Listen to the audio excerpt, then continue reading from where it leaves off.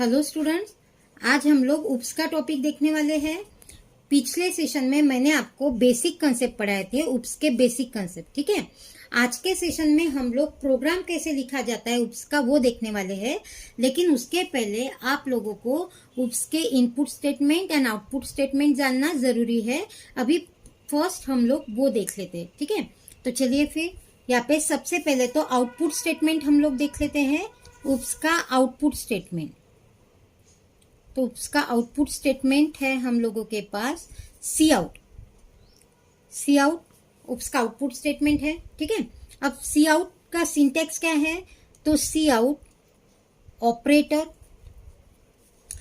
या double quotation में हम लोग मैसेज, यानी यहाँ पे हम लोग लिस्ट ऑफ वेरिएबल की जगह पे हम लोग मैसेज लिख लेते हैं।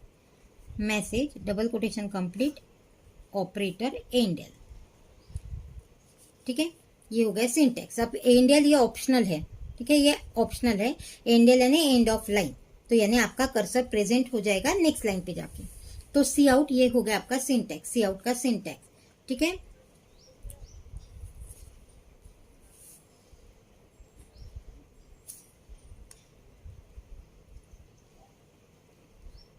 Input statement. Cin is input statement.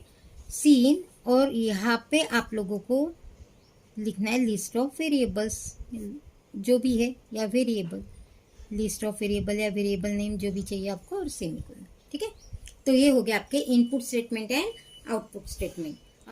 अभी हम यहाँ पे प्रोग्राम देख लेते हैं। तो हमको प्रोग्राम दिया है यहाँ पे, write a program to enter 2 number and print it sum. ठीक है, तो अभी हम लोग UPS के फॉर्मेट में ही प्रोग्राम लिखने वाले हैं, जो हमारा UPS का प्रॉपर फॉर्मेट है। ठीक है, तो सबसे पहले तो UPS में हीडर फाइल इंक्लूड होती है, हैश इंक्लूड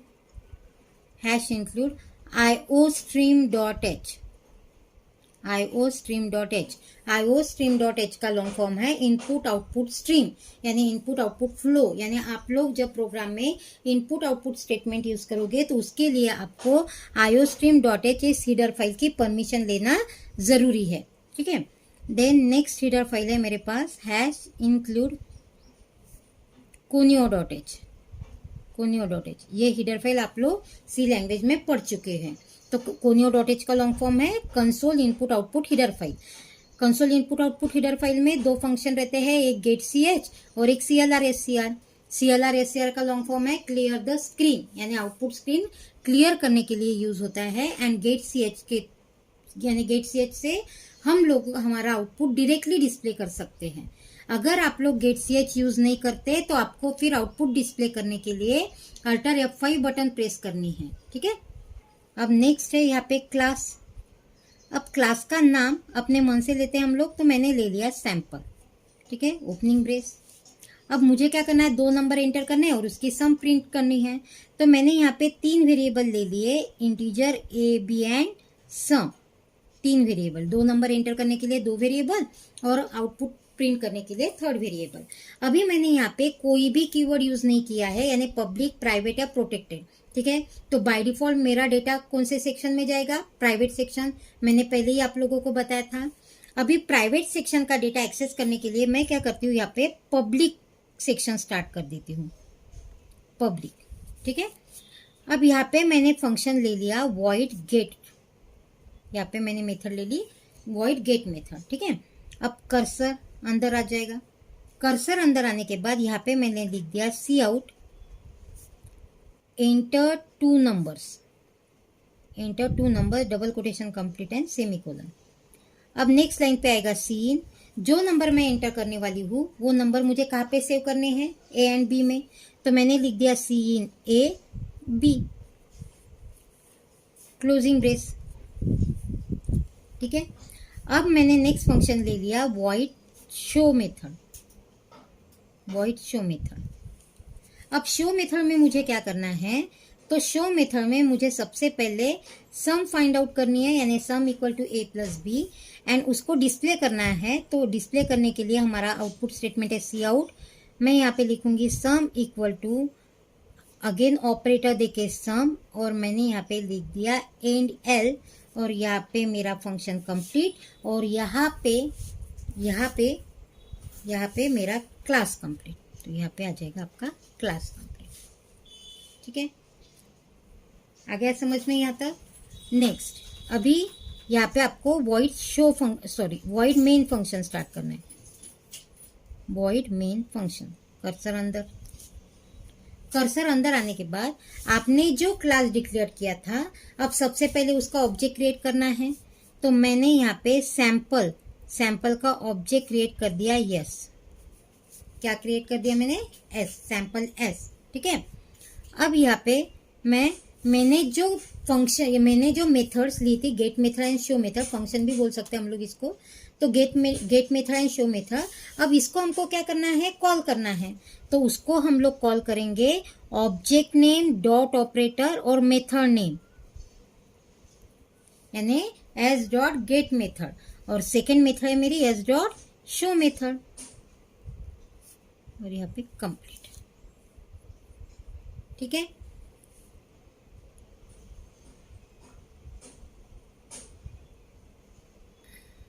तो इस तरीके से मैंने मेरा प्रोग्राम पूरा लिख दिया है। ठीक है, अब इसका एग्जीक्यूशन हम लोग देख लेते हैं। अब इसका एग्जीक्यूशन कैसे होगा? तो एग्जीक्यूशन होते समय सबसे पहले आप लोगों को रैम सेक्शन और आउटपुट सेक्शन देखना है। RAM section and output section. RAM section हम लोगों को डिस्प्ले नहीं होगा, आउटपुट सेक्शन हम लोगों को डिस्प्ले होगा। तो ये हो गए मेरे आउटपुट स्क्रीन। ठीक है, प्रोग्राम का एग्जीक्यूशन, प्रोग्राम हमने हैश इंक्लूड से स्टार्ट किया है, लेकिन प्रोग्राम का एग्जीक्यूशन हमेशा वॉइड मेन से ही स्टार्ट होता है। ठीक है, वॉइड मेन, तो वॉइड मेन से मेरा प्रोग्राम का एग्जीक्यूशन स्टार्ट होगा। हम लोग आ गए कर्सर के अंदर, सैंपल एस यानी यहाँ पे ऑब्जेक्ट क्रिएट हो चुका है, तो रैम में आपका ऑब्जेक्ट क्रिएट होगा यस। ठीक है, ऑब्जेक्ट क्रिएट होने के बाद सबसे पहले कर्सर हमारा जाएगा क्लास में, क्योंकि यस कौन से क्लास का ऑब्जेक्ट है? सैंपल क्लास का, इसीलिए कर्सर को कौन से क्लास में जाना है? सैंपल क्लास में हमने कितने डेटा मेंबर डिक्लेयर किए हैं? 3। तो हमने जो यस ऑब्जेक्ट क्रिएट किया था रैम में, तो उसके लिए हमारे 3 वेरिएबल के लिए स्पेस अलोकेट हो जाएंगी, यानी ए बी एंड सम तीनों के लिए। तो तीनों वेरिएबल आपके कौन से टाइप के थे? इंटीजर। तो इंटीजर हम लोगों को पता है, इंटीजर के लिए 2 बाइट्स अलोकेट होते हैं, हम लोग सी में पढ़ चुके हैं। ठीक है, तो तीनों वेरिएबल के लिए 2 बाइट अलोकेट हो जाएंगे।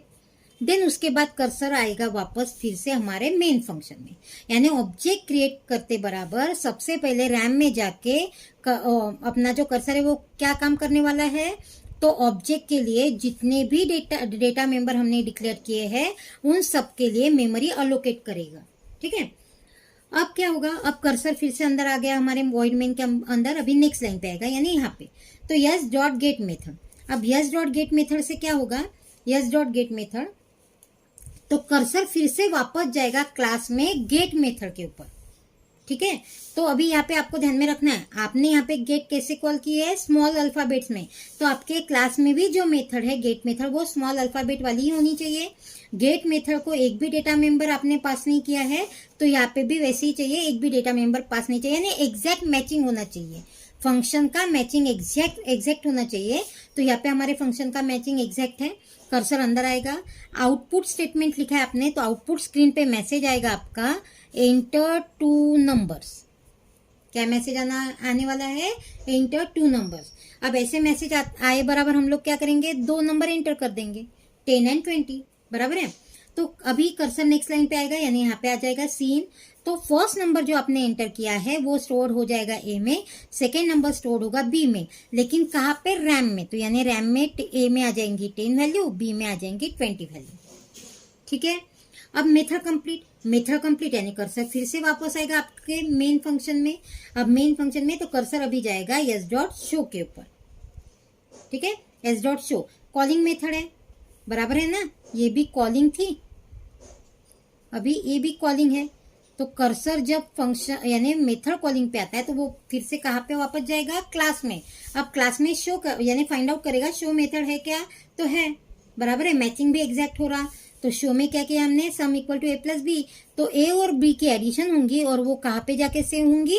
सम में। तो रैम में ऑपरेशन परफॉर्म होगा ए और बी, तो 10 एंड 20 30, तो सम में जाके वैल्यू सेव होंगी 30, और उसके बाद सी आउट स्टेटमेंट से sum equal to double quotation में जो लिखा है वो आउटपुट स्क्रीन में एज इट इज प्रिंट होगा।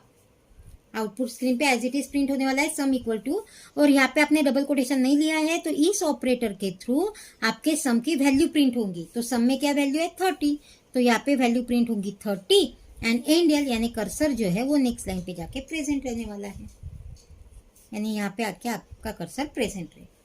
ठीक है, तो ये हो गया आपका C++ का प्रोग्राम। समझ में आया? तो इस तरीके से आप सिंपल प्रोग्राम जो है वो सिंपल प्रोग्राम एग्जीक्यूट कर लीजिए।